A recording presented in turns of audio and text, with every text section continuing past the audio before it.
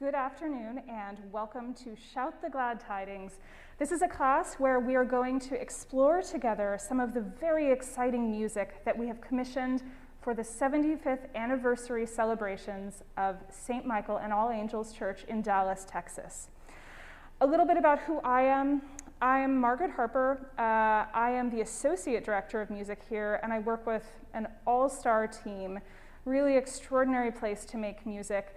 And I'm delighted to get to be the one who tells you about this music that we're all going to premiere together over the course of this anniversary year. St. Michael and All Angels is a large Episcopal church based in Dallas, Texas, that has a really dynamic music program, and offering this course on our commissions for our 75th anniversary year is just one of many ways that we are trying to engage on the national stage on an excellent level in music. So I'm really delighted that you're joining us from wherever you are today.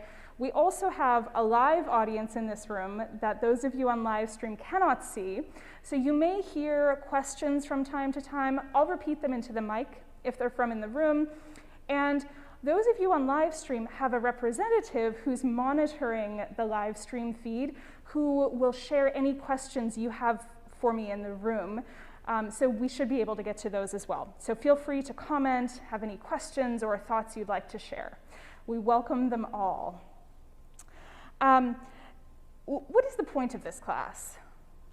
We have music every week in our liturgies, right? And we hope it's excellent from week to week. We work hard for it to be excellent. But why do a class on it? And the answer is that the way we think about music in the context of a sacred space matters. The more deeply we can engage with the music, whether we hear it as a congregation member or sing it as a choir member or play it as the organist, means that we are able to engage on a deeper spiritual level with the music that we encounter. And so the goal of this class is to prepare you all for hearing these pieces in the context of liturgies at St. Michael and All Angels, so that when you do, you have sort of the insider's view. You know what you're listening to, so you can engage with it on a deep level. Now, one of the peculiarities of this class in particular is that because we are talking exclusively about pieces that have never been performed, there are no recordings of them. So what we will do in this class is a combination of looking at previous compositions by the composers who are commissioned, examining the scores for our newly commissioned pieces, and listening to some MIDI versions of them. There are a couple pieces for which we already have live recordings, but the vast majority of pieces, you're just getting little tidbits, little sneak peeks here and there of. So today's class in particular is going to introduce two pieces. One which is by Dallas's own George Baker, and that is a piece for organ, brass quintet, and timpani. And the second piece we'll introduce today is by a former St. Michael staff singer who is very beloved here, Sammy Sweet. His piece was written for our chorister program and will be premiered at our Christmas Lessons and Carols service by our choristers and staff singers. And then at the end of today, you're actually going to get to meet Sammy Sweet, and we're going to talk a little bit about what it means to be a composer, what his experience of composition is like, and what writing this piece in particular was like. So that's the scope of what we're going to do today. I'd like to start by talking about the brand new piece entitled Joy by George Baker. A little bit about George, a little bit of biographical background. He's a native of Dallas.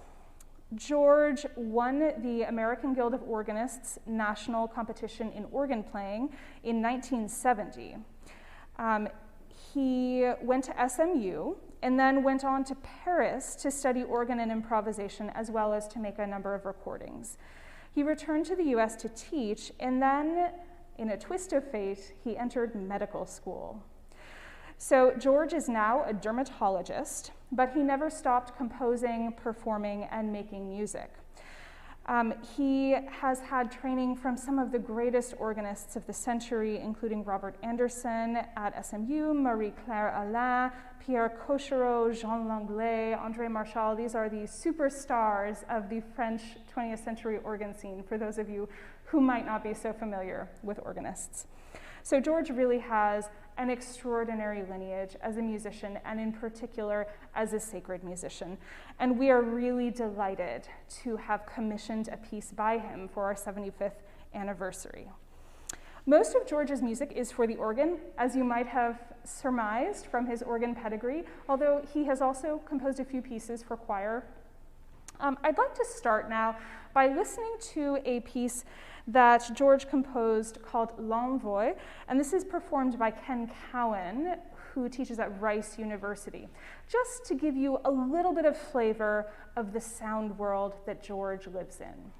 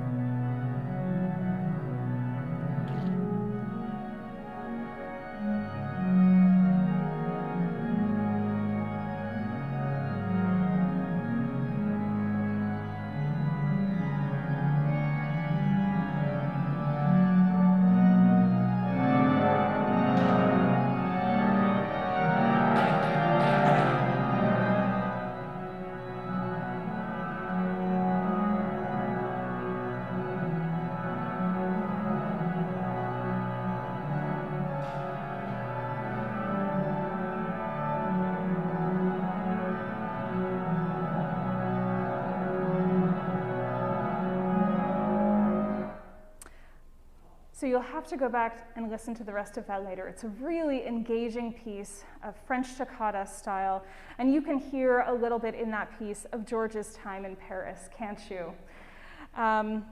So this is the sound world that George comes from, this sort of melding of French organ improvisation styles and sort of a little bit of Americana thrown in. I thought that the best way to begin talking about the piece he's written for us, which is called Joie, might be to actually look at the score. So I'd like to share that with you. And for those of you on the live stream, we have a slide of this that you'll be able to look at.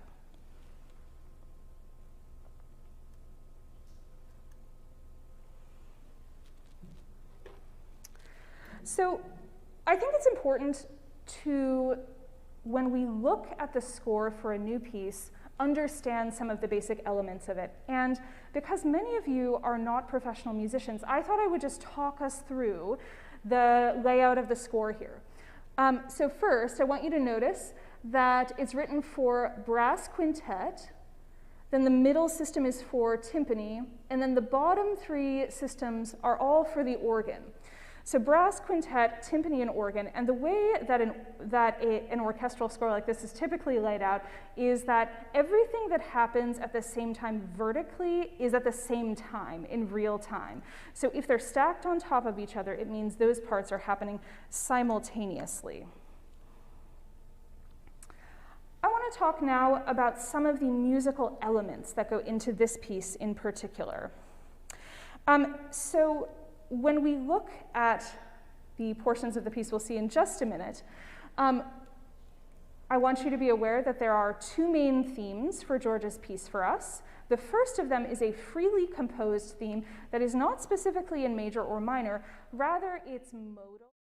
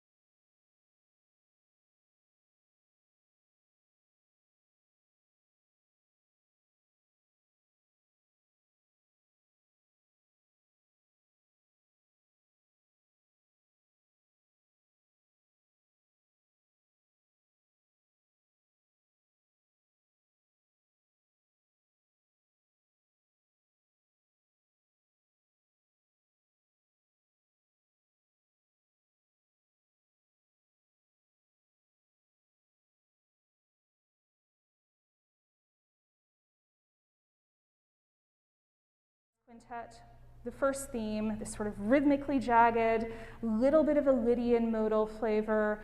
Then the organ restates it. We get the octatonic pedal part, which is, well, I want you to think about what adjectives you have for it when you listen, but it's a very interesting flavor. And then we have the entry of the second theme, My Country 'Tis of Thee, and then it turns minor. So I want you to think about the emotional impact that all of these different types of scales combined have.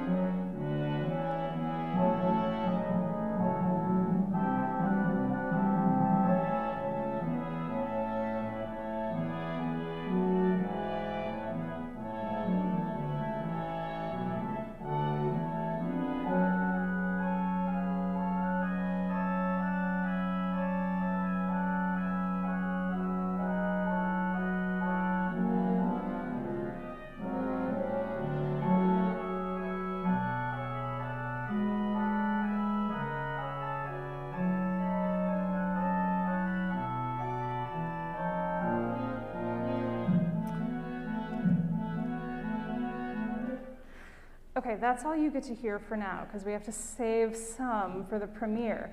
But what I hope you heard is this combination of very optimistic, sort of peppy elements with other musical elements that make us feel a little bit off-center. And this contrast is, I think, a large part of what makes this piece so effective and so exciting.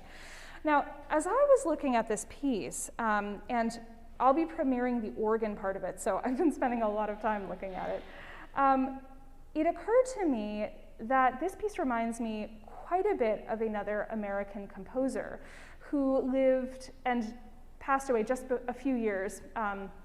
Let's see, he passed away 3 years after George was born, so he was, basically done with his composing by the time George came around.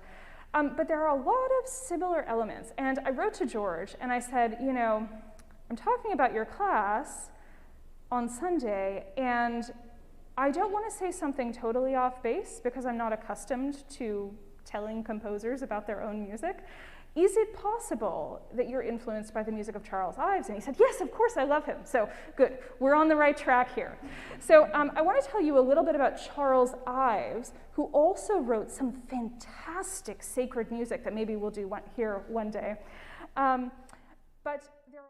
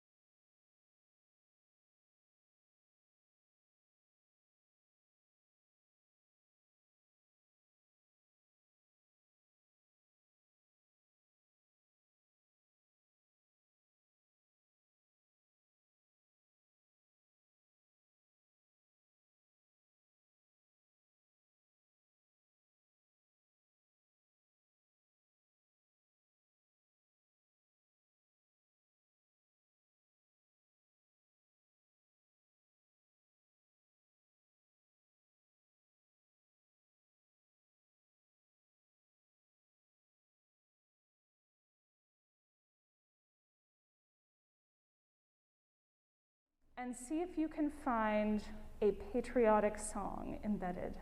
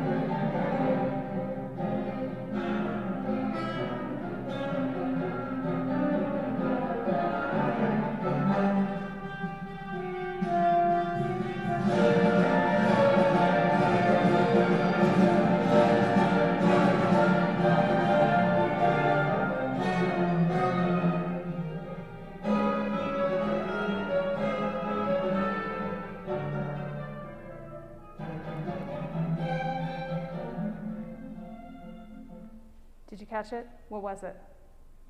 Yankee Doodle, yes. I don't know how you did on the live stream, but the, whoops. Hold on, too much Charles Ives. But everybody here in person thought it was Yankee Doodle Dandy. So I hope you heard sort of a similar approach to layering of music, and also what I think is a uniquely American sense of optimism in music. This is a very distinctly American thing through the 20th century, and George clearly falls into that lineage. So as we finish our discussion of George's piece today, I'd like you to hear just the end of it, and I'd like to leave you with a quote from George about the intent behind his piece. So this is just the very closing measures of Joie, and then a quote from George.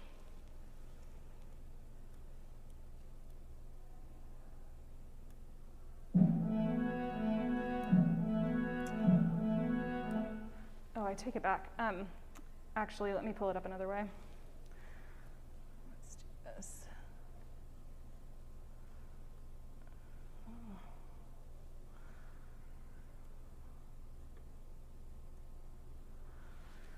You know, I don't think I'm going to be able to start in the middle of the recording, so we won't be able to hear the end, but I'll give you the quote and I'll tell you what you would have heard. What you would have heard is some of the opening sort of uneasy motivic material from the first theme, and then you would have heard a series of very excited fanfares from all of the instruments, ending with multiple iterations of a straight up plain D major chord. So we go from having Lydian mode, major and minor of the second theme, octatonic scale, at the very end, D major, optimism, hope, simplicity in a way. And I want to read you what George says about the intent behind Joie. He says, Joie, translated from the French as joy, is a piece combining seemingly disparate musical elements, jazz chords, medieval modal harmony, multiple meters, Messiaen's second mode of limited transposition, which is the octatonic scale we talked about, as well as familiar tunes, My Country 'Tis of Thee and America the Beautiful. One might wonder how such a mishmash of ideas might come together in harmony, pun intended, and trying to do the improbable or impossible was the task at hand. To celebrate the 75th anniversary of St. Michael and All Angels Church, I envisioned this piece to project a positive sense of optimism for the country, which is a melting pot of different peoples and countries. Mutual respect and love for our fellow man should be the principles each of us should live by, but such ideals have been sometimes hard to come by during these past 18 months. My hope and prayer is that people will leave with big smiles on their faces, feeling that sense of optimism that we all seek. And so now you see that this mishmash of themes, this mishmash of harmonic materials that seemingly do very different things from one another, that contrast each other but happen in the music at the same time, are a kind of musical representation of the country that we live in. And the idea is that we're all coming together, and at the end of it, we can create something beautiful, something optimistic for the future. So I found myself very inspired, not only by the music that George has created, but also the very clear intent behind it. So this piece you will hear at the Feast of St. Michael and All Angels, which is the last Sunday in September. So mark your calendars now for a little sense of uniquely American optimism. The second piece I want to introduce you today is by Sammy Sweet, who is a very beloved figure here at St. Michael, who you'll get to see and chat with in just a minute. Sammy Sweet is a composer and performer who for years was a staff singer in the choirs at St. Michael and is an extraordinary musician. We've been very lucky to be partnered with him through the years. Just a little bit about Sammy. He's from Kansas. Moved to Texas in 2014 to attend the University of North Texas, from which he has a Bachelor of Music in Choral Music Education. After UNT, he did his master's degree in choral conducting and vocal pedagogy at UNT. He's studied with world-renowned composers and conductors, and we were so fortunate to be able to commission a rising star like Sammy. I'm sure we're going to see a lot of great things from him in the future. And he also is a full-time choral director himself, so Sammy is uniquely positioned to know how to write well for a choral ensemble in a way that not only creates music that feels good to sing, but also uses the resources that are unique to a choir. So it's a very interesting piece he's made for us. And like with the George Baker, because we haven't premiered it yet, that'll happen at Christmas Lessons and Carols, we are going to listen to a different piece by Sammy with a live recording, and then we're going to talk a little bit about the score and about the musical elements of it, and then we're going to hear little bits and pieces of a MIDI recording so you have a sense of his harmonic language. So I'd like to start by listening to a portion of a piece by Sammy, which is called Last Lullaby. This was written to commemorate the victims of the Sandy Hook school shooting, and it is a very lyrical piece.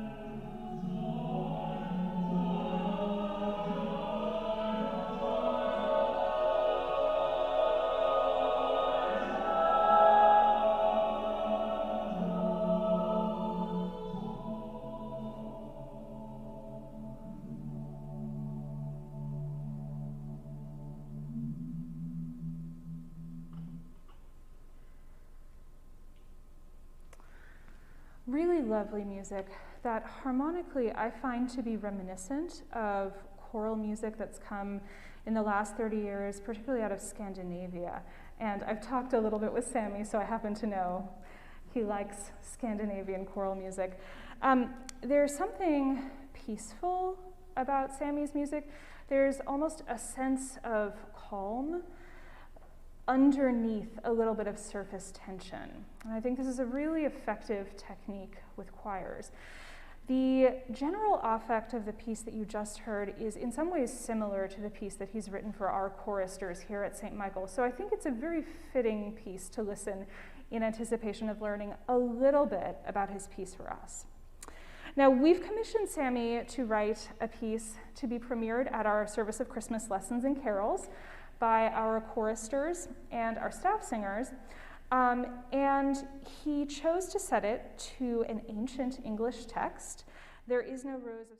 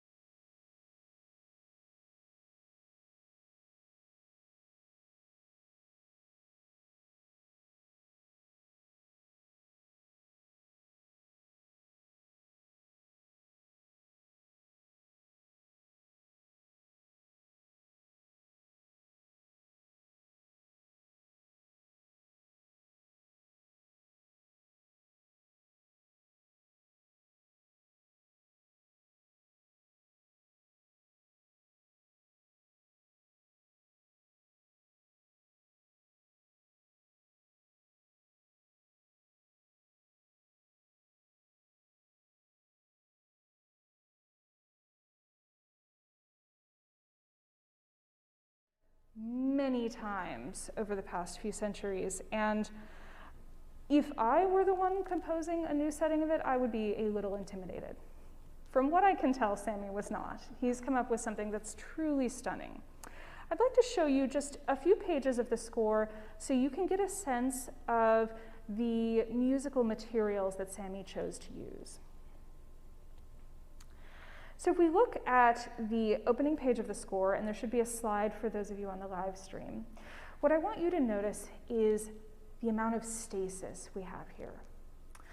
Look at every part except soprano 1.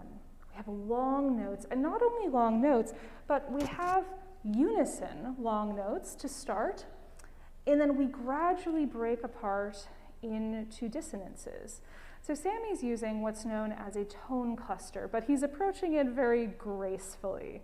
Tone clusters are sort of an invention of the 20th century, and it's where instead of using a triad like you might use in the 18th century, for instance, where you have 3 notes, each a third apart, you use a bunch of notes that are right next to each other, and so you kind of get away from the implications of historical tonality. And so there are a lot of pieces from the 20th century that use tone clusters in an aggressive way. Sammy approaches them with a real gentleness and elegance. So what it does is it creates sort of a harmonic cloud. Then I want you to notice at the bottom of this first page, we have what's known as aleatory.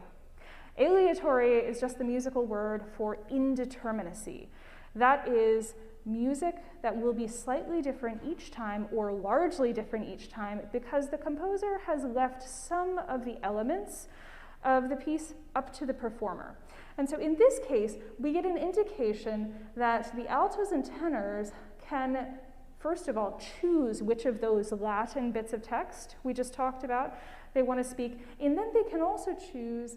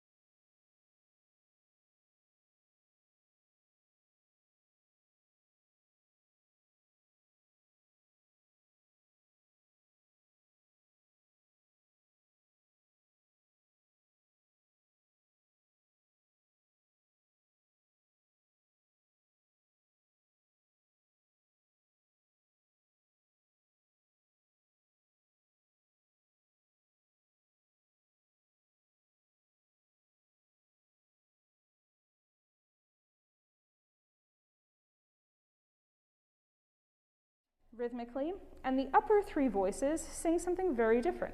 So here the lower three voices have a melody, and the upper three voices sing on an ooh, so sort of accompanimental gesture, but not a static one. Notice the leaps in those upper three parts.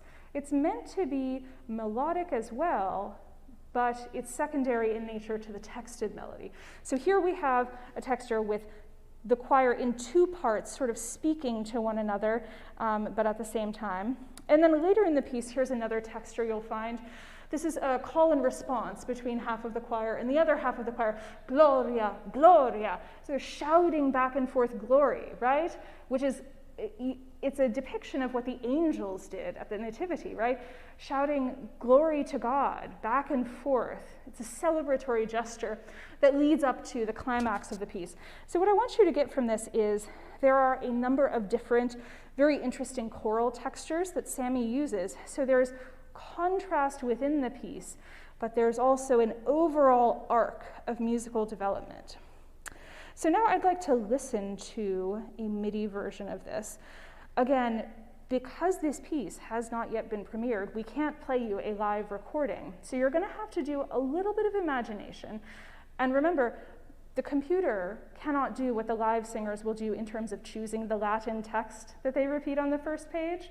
And for the repetitions of that, over the span that you're meant to repeat it, the computer won't do that. So you'll hear one melody at one time that shows what they're meant to do freely on their own from that, but you won't hear it after that. So you have to use a little bit of your imagination for aleatory, and you also have to use your imagination for text. But I want you to hear this sort of peaceful, yet slightly murky sound world that Sammy creates.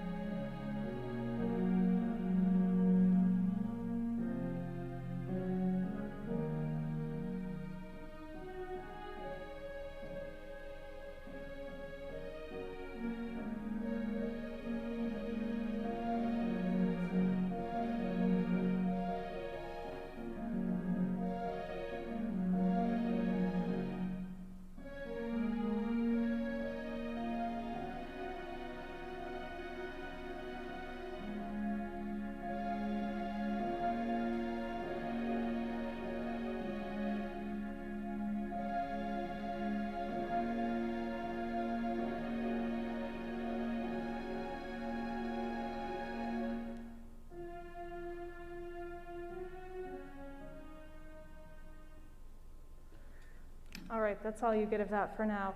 But I hope you hear a little bit of what I was talking about in terms of this sense of peace that Sammy creates in his writing for choirs. We're actually going to get to talk with Sammy a little bit now. So Sammy, I wonder if you would come up, and we'd love to hear a little bit about your compositional process. Let's get ourselves situated here.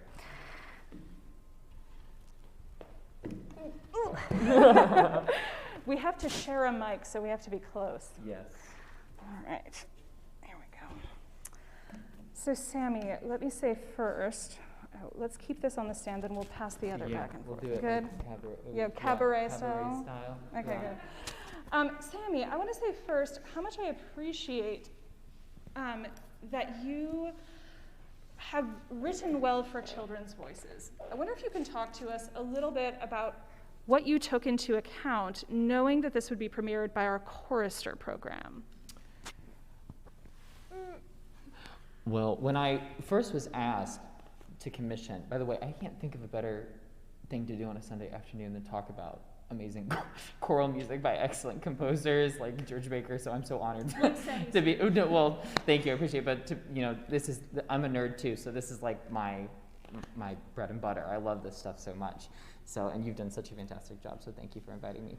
So when I first was asked about the commission by Jonathan Ryan, he said he wanted something specifically for the choristers, and I said, oh my gosh, I can't think of anything better, because I've seen the chorister program grow over my entire time here at St. Michael's and All Angels, and it has just boomed into this glorious opportunity for singers in the Dallas area to really dive into it, and their development of their sound has changed dramatically.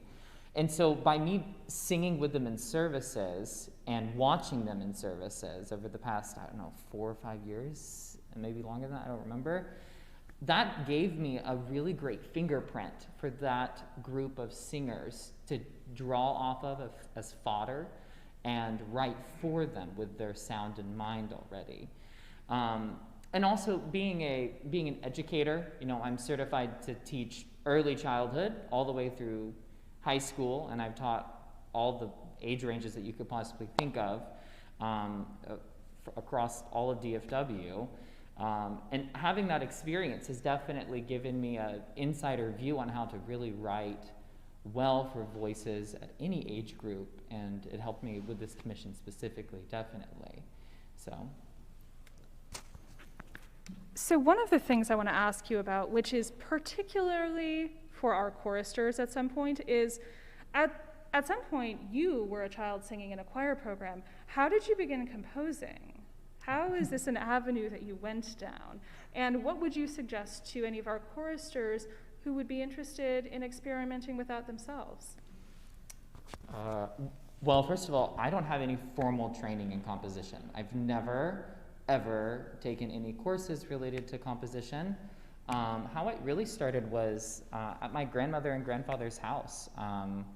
They had a grand piano, and growing up, whenever I was over there during the weekends, I would just sit at the piano, and I was taking some lessons on the occasions. And my grandfather would be in the other room, and I would be plunking at the piano, and he said, oh, that sounds really good, that sounds really good. And they were always promoting me and doing stuff like that, even if it was just improvisation as like a really small kid. I have a piece of notebook paper that I think I drew on when I was like in elementary school, of just where I didn't even know what the concept of notation was at that time, where I was just trying to create something and write it out. And I still have it. It's at home with me, and I look at it from time to time. And it's just like this crazy graphic aleatory type of thing, and I didn't even know what aleatory was as a 5th grader, but I was writing it for like piano, and I loved the concept of that tonal language too, even as I was growing up.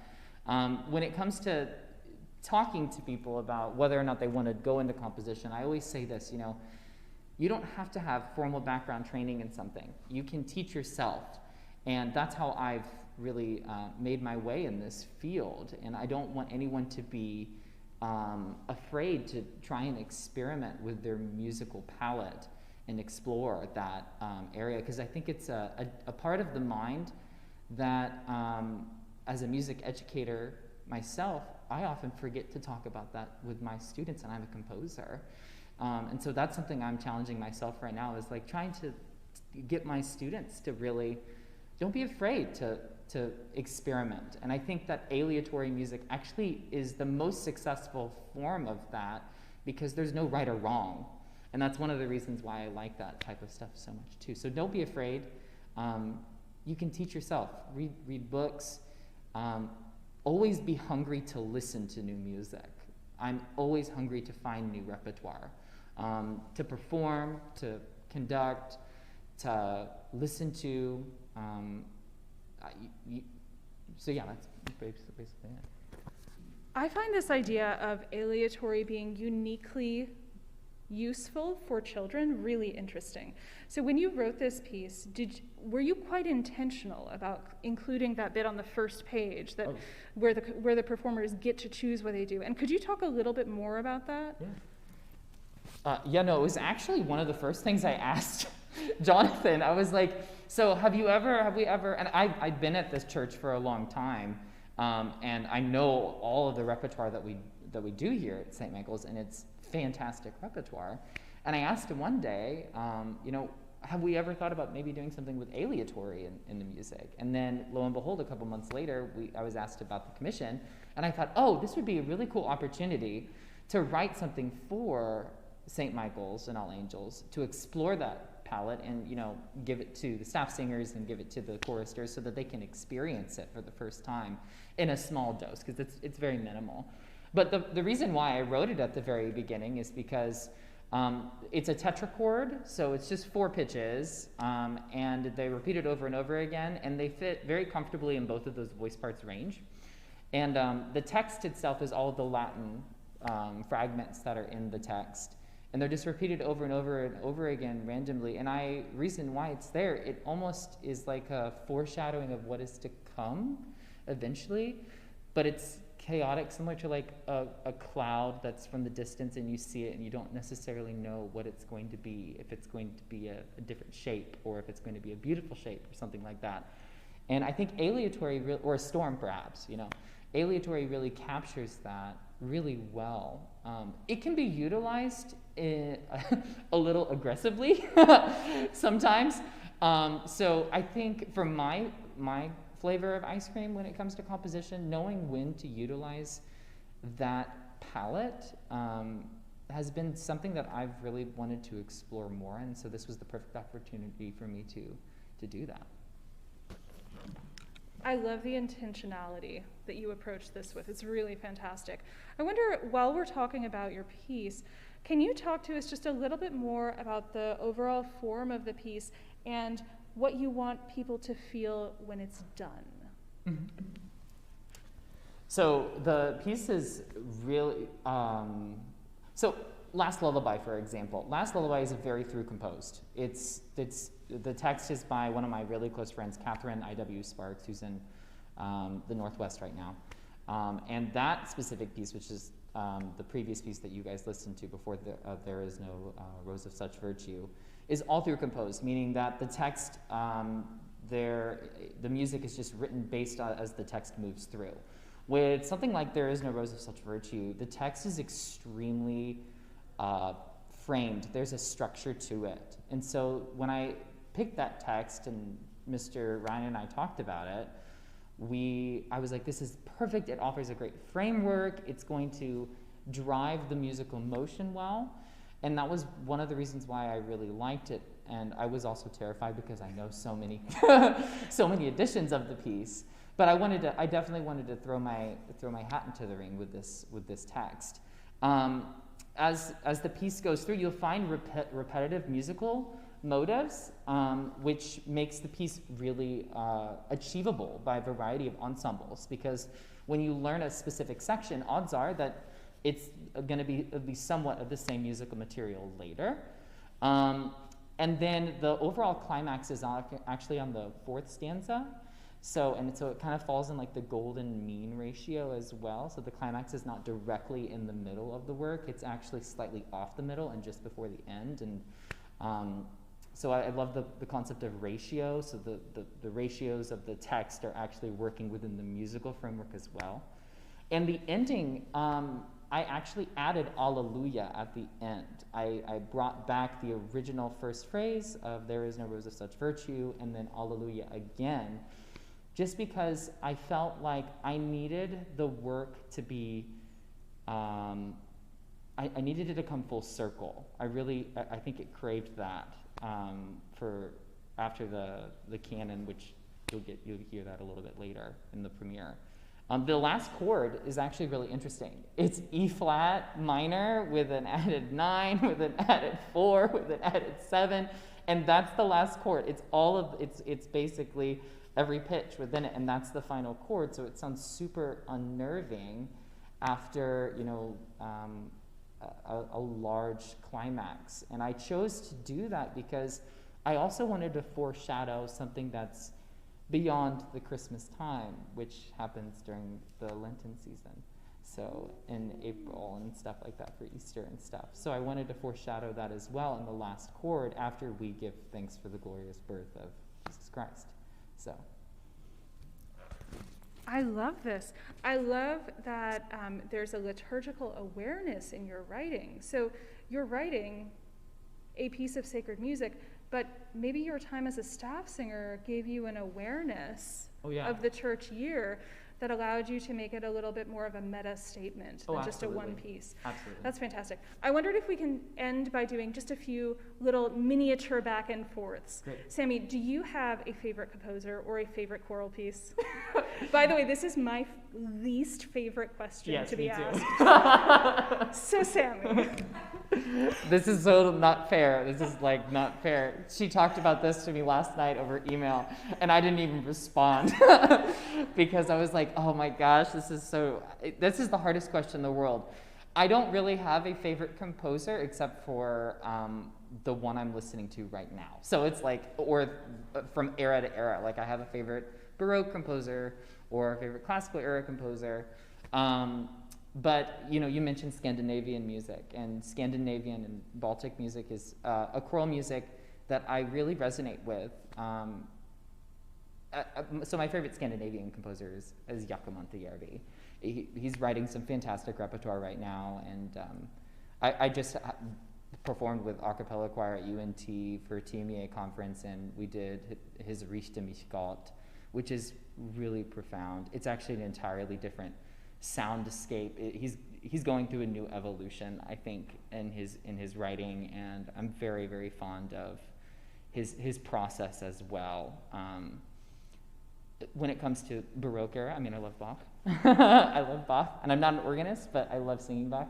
Classical era, I love Mariana von Martinez, who is a rather unknown female composer who studied under Haydn, and we don't have that many of her works, but she wrote some fantastic repertoire. Obviously, in the Romantic era, I love Brahms. Like, Brahms is my favorite. And then in the 20th century, I mean, I listened to everything from Charles Ives through all the way to Morton Lawrenson. I have a lot of great colleagues around the country that are writing some spectacular things right now, like Jacob Navarud, who's writing some fantastic works, Joshua Schenk, who's writing some fantastic works. So I think I listen to a whole wide range of it, but I don't think it's fair to ask a question for a favorite. I can't do it. So Sammy, if your favorite composer is the one you're currently listening to, does that mean your current favorite composer is Sammy Sweet? No. No. I don't know. I think mine might be. Oh, thank you. Okay, next little rapid fire here. Do you have a next project, or what are you doing right now? Tell us a little bit about the current workings of Sammy Sweet. Right now, I'm teaching every single day. And teaching in a pandemic world, it takes a lot of time. And so compositionally, when it came to this work, I actually wrote it in probably the darkest times of our existence as a society. I was sitting at home, quarantined at my partner's mother's home, so we were being together and not going out. And I wrote it very late at night when everyone was asleep, in the middle of the winter, when the world was completely turned upside down. So getting those moments in time where I don't have to do so much that's when I can sit down and compose. But right now, I'm dedicated to my students. I'm dedicated to my school and uplifting them in a world where students need the most uplifting possible. That's such a beautiful commitment to the next generation of musicians, I have to say. Okay, last question. Do you have a favorite St. Michael music memory? And I'm sure it involves me.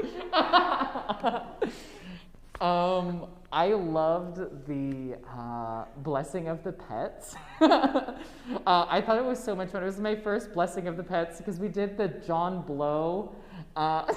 It was amazing, and I had never done the John Blow before. I don't know what work it was. I can't remember. I think it was one of his Nunc and is it's a challenging piece to just learn through it, and we had to perform it outside, and it was a wonderful work to do outside in 90,000 degree heat and in cassocks and everything with all these barking dogs and cats and ducks and lizards in bins, and I loved it, and I actually always looked forward to that specific feast day so much. I think all of the staff singers really did too. So yeah, you were there, you were included. Oh, you weren't? I wasn't there. Oh, I'm sorry. I thought you were there. That's all right, Sammy. My ego will recover in time. Well, that's all we have time for today, but thank you all for joining us, both online and in person. It's really a delight to talk to a young composer like Sammy, particularly one that we know and love so dearly here. I hope you're excited about the premieres of the two pieces we've talked about today. George Baker's piece, Joie, which will premiere at the Feast of St. Michael and All Angels in our morning liturgies, and Sammy's piece, There Is No Rose of Such Virtue, which will premiere at our Lessons and Carols service this year. That's all for now, and I look forward to seeing you all next week for our next discussion, which will actually be led by our Assistant Director of Music, Philip Fillion. So lots to be excited about. Thank you all and have a good week.